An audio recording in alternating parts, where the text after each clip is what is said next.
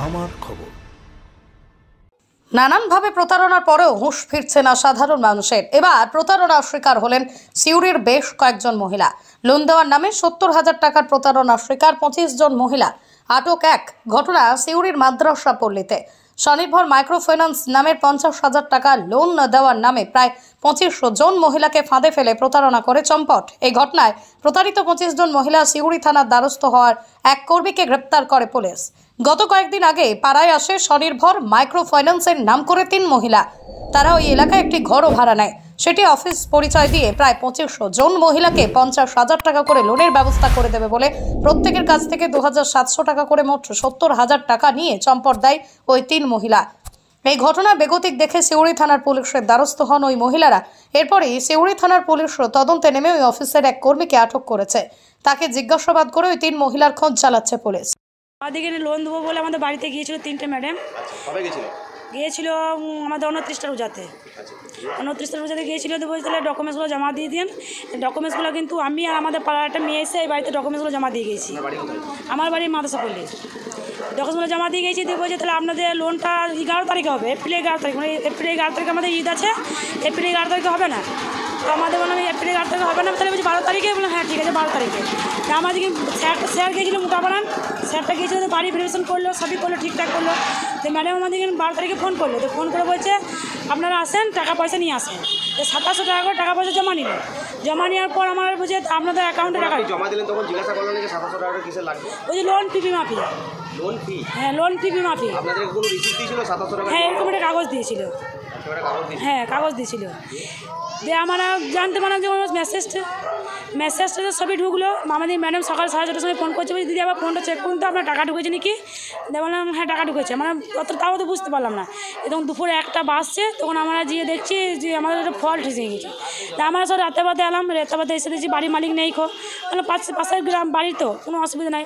বাড়ির মালিক এসে বললাম, বলছে আমার তো ছিলাম না, আমরা তো জানি না, আমরা ছেড়ে দিলাম, আমরা সব কিছু ছেড়ে দিলাম। ইতিমধ্যে আমাদের টাকা পয়সা আমাদের কিন্তু 25 জনের মতো টাকা দিয়ে দিয়েছে। ইতিমধ্যে বাড়ির ছেলে 25 জন কত করে টাকা দিয়েছিলেন? 2700 টাকা করে দিয়েছিলাম। এখানে এসে জমা দিয়ে গেছিলাম। 3টে মহিলা এসেছিল লোনের জন্য। নিয়ে লোন আমাদেরকে বললো যে লোন দেওয়া হবে এত টাকা, 60,000 টাকা করে লোন তুলে দেবো, আপনারা 2700 টাকা করে জমা দেন। আমরা টাকা জমা দিয়ে দিয়েছি, কিন্তু এই অফিসে এসে দিয়েছি। আর একটা গ্যান্ডা করে ছেলে আছে এই বাড়ির, ওনাকেও এসে দিয়েছি, উনিও ছিল ওই সাথে। তা আজকে আমরা ওই কালকে দেওয়ার মাত্র ওরা এখান থেকে গায়েব নেই, ওরা গায়েব হয়ে গেছে। কতদিন আগে দিয়েছিলেন? এই তো আছেন আপনারা টোটাল? আমরা 7 জন আছি। 17 জন। হ্যাঁ। আপনাদের কাছে কি কোনো প্রমাণপত্র নিয়ে গেছে? হ্যাঁ, আমাদের আধার কার্ড, ভোটার কার্ড, তারপরে ব্যাংকের অ্যাকাউন্ট জিরোস, ওগুলো সব নিয়েছে। আর একটা করে বই দিয়ে গেছে। আবার আমার বইটা দেয় নাই, ওখানে 4 জনের বই দিয়েছে। 4 জনের বই দিয়েছে, আমার বইটা দেয় নাই। এবার এখানে যে বলতে এসছি, তা উনি আবার মারছে। তবে এই ঘটনায় বাড়িওয়ালা জানিয়েছে তিনি কেবল ভাড়া দিয়েছেন, আর কিছু নয়। যারা এসেছিলো তারা 3 দিন আগে এসছে। 3 দিন আগে এসছে, যেহেতু ফাইন্যান্স কোম্পানি, সে তো এগ্রিমেন্ট করতে হবে। তাই তারা বললো মানি মার্কেটিং কিছু করবো না এখন। আর যতক্ষণ না এগ্রিমেন্ট হচ্ছে থানা থেকে যদি পাস দেয় তাহলে হবে।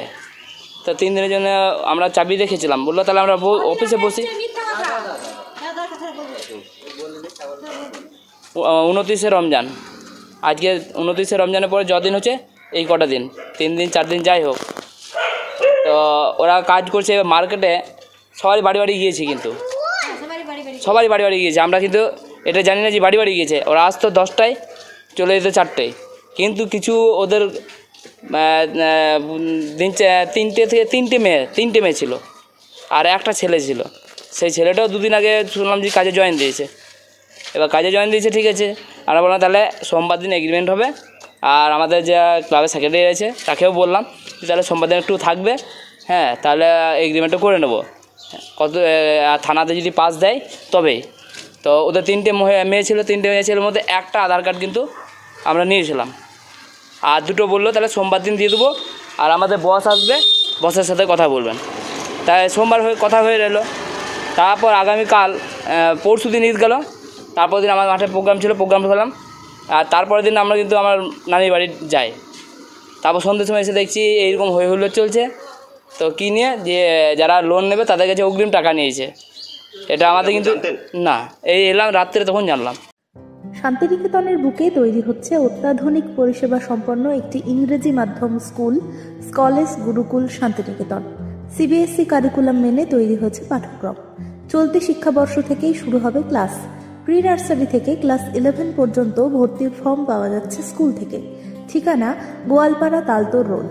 বিস্তারিত জানতে যোগাযোগ করুন 9609039000 এই নম্বরে। দেখতে চোখ রাখুন আমাদের ফেসবুক ও ইউটিউব চ্যানেলে।